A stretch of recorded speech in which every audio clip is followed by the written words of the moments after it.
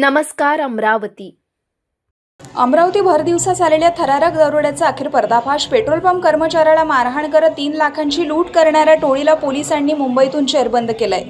या प्रकरणातील तिन्ही आरोपी अल्पवयीन आहेत. नांदगाव पेठ पोलीस स्टेशन हद्दीत ही धाडसी लूट घडली होती. पेट्रोल पंपावरील कॅश कलेक्शन घेऊन कर्मचारी बिझलँड येथील SBI बँकेत पैसे जमा करण्यासाठी निघाला होता आणि याच दरम्यान 3 अज्ञात आरोपींनी त्याचा रस्ता अडवला. चाकूचा धाक दाखवत कर्मचाऱ्याला बेदम मारहाण करण्यात आली आणि 3 लाखांहून अधिक रकमेची बॅग हिसकावून आरोपी पसार झाले. घटनेनंतर नांदगाव पेठ पोलीस आणि गुन्हे शाखेने तपासाची चक्रे वेगाने फिरवली.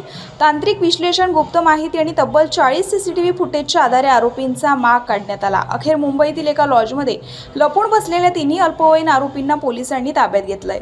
आरोपीकडून 1,70,000 रुपये रोख, गुन्ह्यात वापरण्यात आलेली दुचाकी आणि 2 मोबाईल फोन असा जवळपास 3 लाखांचा मुद्देमाल जप्त करण्यात आलाय.